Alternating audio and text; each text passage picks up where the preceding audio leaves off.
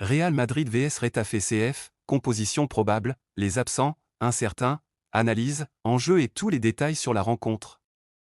Ce dimanche 19 octobre 2025, le Real Madrid de Xavi Alonso se déplacera au stade Coliseum Alfonso Pérez pour y défier le Retafe CF de José Bordalás, à l'occasion de la 9e journée de Liga. Un rendez-vous important pour les deux équipes, engagées dans des dynamiques différentes. Les Madrilènes abordent cette rencontre avec confiance, après leur succès convaincant 3-1 face à Villarreal lors de la 8e journée. Ce résultat leur permet d'occuper provisoirement la 2e place du classement avec 21 points, à une unité devant le FC Barcelone, actuel leader mais avec un match en plus. De leur côté, les Azulones restent sur une défaite 2-1 en déplacement à Osasuna et occupent la 12e place avec 11 points. Le coup d'envoi sera donné à 21h, heure locale et heure française, soit 19h GMT, 15h en Haïti, 19h au Sénégal, au Mali et en Côte d'Ivoire, et 20h au Congo-Brazzaville. Le Real Madrid, des absences sensibles et une composition adaptée. Cette rencontre s'annonce délicate pour Xavi Alonso, qui doit composer avec plusieurs absents majeurs. En effet, Dani Carvajal, Dean Huijsen, Rudiger, Arnold, Ceballos et Mendy sont indisponibles pour cause de blessures. Ces absences touchent autant la défense que le milieu et le couloir gauche, obligeant l'entraîneur madrilène à réadapter son 11 de départ pour conserver équilibre et solidité. Malgré ces contraintes, le Real Madrid devrait évoluer en 4-3-3, un système qui permet de combiner maîtrise du ballon, projection offensive et flexibilité défensive. Gardien de but, Thibaut Courtois. Courtois, toujours impérial, est attendu dans les cages. Sa capacité à organiser la défense et sa lecture du jeu seront des atouts essentiels face à un duo d'attaquants rapides comme Mayoral et Liso. Défense. Sur le flanc droit, Federico Valverde pourrait occuper le rôle d'arrière droit, un poste qu'il a déjà démontré pouvoir gérer grâce à sa polyvalence et son énergie. Dans l'axe, Eder Militao sera associé à Raúl Asensio, ce dernier prenant le rôle de central gauche en l'absence de Huijsen et Rudiger. Sur le flanc gauche, Álvaro Carra apportera sa vitesse et sa capacité à intervenir dans les duels aériens et au sol. Cette ligne défensive, mixant expérience et jeunesse, devra faire preuve d'une grande coordination pour limiter les percées des attaquants de Retafe. Milieu de terrain. Le trio central devrait être composé de Aurélien Tchouaméni en milieu défensif, garantissant l'équilibre entre la défense et l'attaque, et de Arda Güler à droite et Jude Bellingham à gauche en milieu relayeur. Güler apportera sa créativité et sa capacité à orienter le jeu, tandis que Bellingham combinera énergie, intelligence tactique et faculté à créer des situations offensives depuis la récupération du ballon. Ce milieu est conçu pour contrôler le tempo, limiter les transitions rapides de Retafe et alimenter les ailiers et l'avant-centre.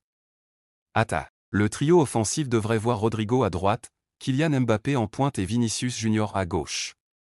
Rodrigo, grâce à sa vitesse et sa technique, sera un élément clé pour déborder et créer des espaces. Mbappé reste le point focal de l'attaque, capable de transformer n'importe quelle situation en occasion de but.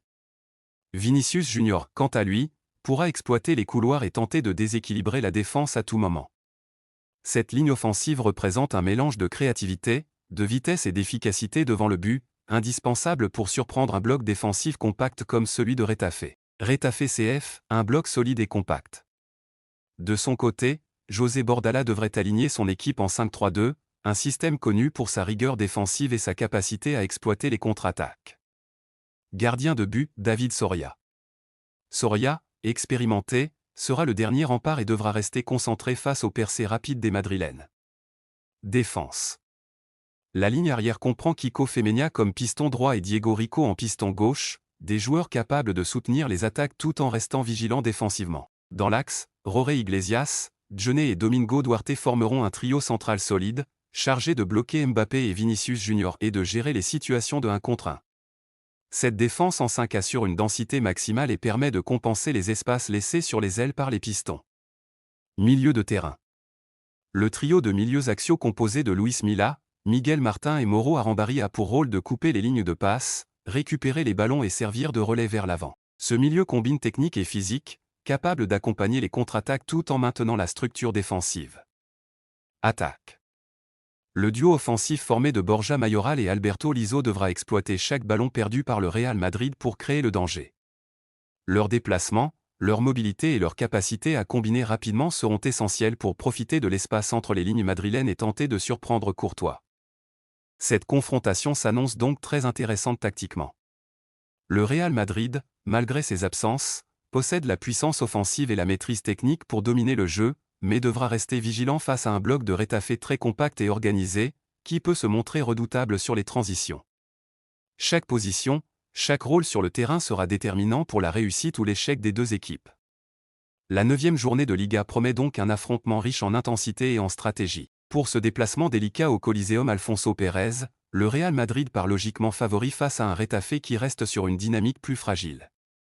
Malgré les absences sensibles dans la défense et au milieu, Xavi Alonso dispose d'un effectif capable de contrôler le jeu et de créer des occasions grâce à son trio offensif Rodrigo Mbappé ou Vinicius Junior. La vitesse et la créativité des Madrilènes devraient poser de nombreux problèmes à la défense à 5 de Retafe, même si le bloc compact de Bordala pourrait limiter certaines actions dans la surface. On peut donc s'attendre à une rencontre dominée par le Real Madrid, avec une probabilité élevée de victoire madrilène, mais 1 ou 2 buts encaissés ne sont pas à exclure si Retafe réussit à exploiter les contres rapides et les espaces derrière les pistons. Score probable, 2-0 ou 2-1 en faveur du Real Madrid, dans un match où la maîtrise technique et la créativité offensive feront la différence.